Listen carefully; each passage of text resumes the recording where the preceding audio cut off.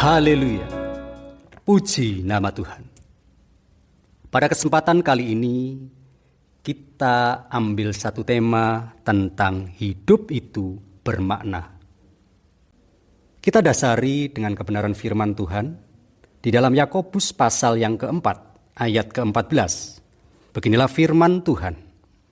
Sedang kamu tidak tahu apa yang akan terjadi besok. Apakah arti hidupmu? Hidupmu itu sama seperti uap yang sebentar saja kelihatan lalu lenyap. Sekali lagi, sedang kamu tidak tahu apa yang akan terjadi besok. Apakah arti hidupmu?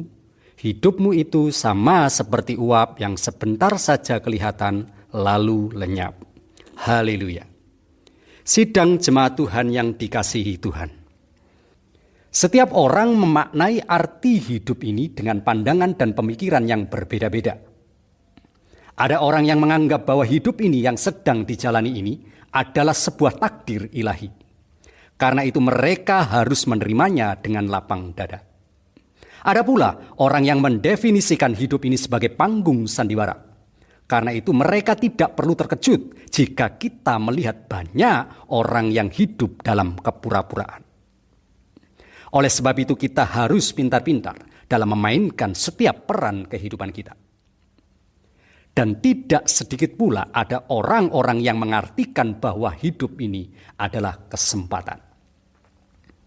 Ada orang-orang yang beranggapan mengumpulkan harta sebanyak-banyaknya.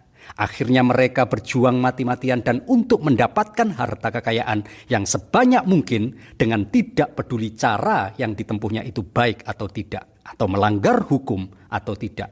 Dan mereka kerjakan dengan tidak mengenal lelah. Kita diingatkan di dalam Matius pasal ke-16 ayat ke-26. Apa gunanya seorang memperoleh seluruh dunia tetapi kehilangan nyawanya? Dan apakah yang dapat diberikannya sebagai ganti nyawanya? Sidang jemaat Tuhan. Oleh sebab itu kita diingatkan harus bijak dalam mendefinisikan hidup ini. Sebab hidup ini akan mempengaruhi langkah kita, akan mempengaruhi cara berpikir kita. Juga akan menentukan prioritas kita dalam mengambil sebuah pilihan. Dan sadar atau tidak, sesungguhnya hidup ini adalah sebuah ujian. Ujian untuk apa? Ujian karakter kita, ujian iman kita, juga ujian kadar kasih kita kepada Tuhan. Semua ujian-ujian tersebut bisa berupa masalah, bisa berupa kelimpahan, atau juga berupa kekurangan. Jadi sekecil apapun perkara yang sedang kita hadapi, tidak ada yang namanya kebetulan. Sebab semuanya itu adalah bagian dari sebuah proses ujian kehidupan kita. Hal yang pertama, ketika ada masalah datang melanda, apakah kita tetap memiliki respon hati yang benar? Ataukah kita meresponnya dengan sikap hati yang negatif? Dengan menyalahkan situasi, menyalahkan orang lain, dan bahkan menyalahkan Tuhan. Stop. Jangan pernah menyalahkan orang lain, apalagi menyalahkan Tuhan. Yakobus pasal yang pertama ayat 13 dan 14. Apabila seseorang dicobai, janganlah ia berkata, pencobaan ini datang dari Allah. Sebab Allah tidak dapat dicobai oleh yang jahat. Dan ia sendiri tidak mencobai siapapun. Tetapi tiap-tiap orang dicobai oleh keinginannya sendiri karena ia diseret dan dipikat olehnya.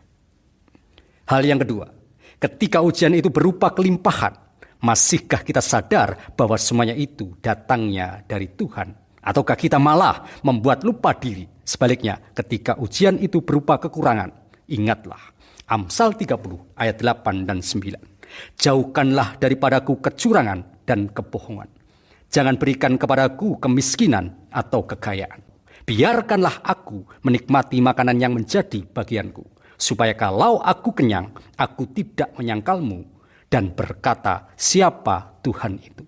Atau kalau aku miskin, aku mencuri dan mencemarkan nama Allahku. Artinya apa? Artinya isilah hidup ini dengan ucapan syukur. Dan perbanyaklah ucapan syukur kita kepada Tuhan kita. Mari sidang jemaat Tuhan. Hidup ini adalah sebuah proses yang menuntun kita kepada kehendak Tuhan. Marilah kita sama-sama dapat mensikapi serta memaknai hidup ini dengan benar. Ayolah kita bersama-sama bergandeng tangan, bertumbuh bersama-sama dalam panggilannya, dan juga bersama-sama melayani Tuhan. 2 Tesalonika pasal yang pertama ayat 11 dan 12. Karena itu kami senantiasa berdoa juga untuk kamu, supaya Allah kita menganggap kamu layak bagi panggilannya, dan dengan kekuatannya menyempurnakan kehendakmu untuk berbuat baik, dan menyempurnakan segala pekerjaan imanmu. Sehingga nama Yesus, Tuhan kita dimuliakan di dalam kamu, dan kamu di dalam Dia, menurut kasih karunia Allah kita, Tuhan Yesus Kristus. Amin. Tuhan Yesus memberkati kita semua. Mari kita berdoa. Segala hormat dan syukur kami kepada Tuhan. Kami mengucap syukur segala pekerjaan yang baik yang Kau kerjakan dalam kehidupan kami. Yaitu Engkau panggil kami, Engkau pilih kami, supaya kami setia melakukan segala pekerjaan-Mu. Sehingga memaknai hidup ini, memaknai arti kehidupan ini dengan benar dan dengan baik. Dan kami akan menjadi berkat bagi setiap kehidupan kami, bahkan orang-orang yang kami jumpai. Kami akan menambah nilai bagi orang lain. Hanya di dalam nama Yesus, berkati sidang jemaat-Mu. Berkati gereja kami, berkati bangsa kami, hanya di dalam nama Tuhan Yesus Kristus. Haleluya. Amin. Roh Kudus yang manis, ubah hatiku. Roh Kudus yang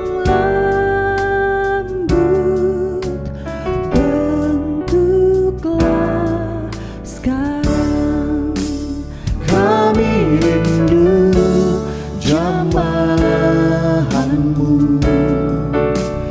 melembutkan hati kami.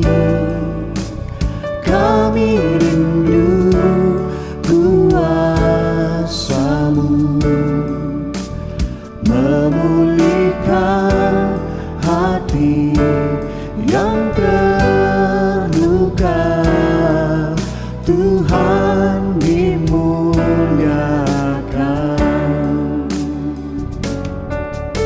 Nyatakanlah kuasa-Mu, pimpin jalan kami, bawa pada segala kebenaran.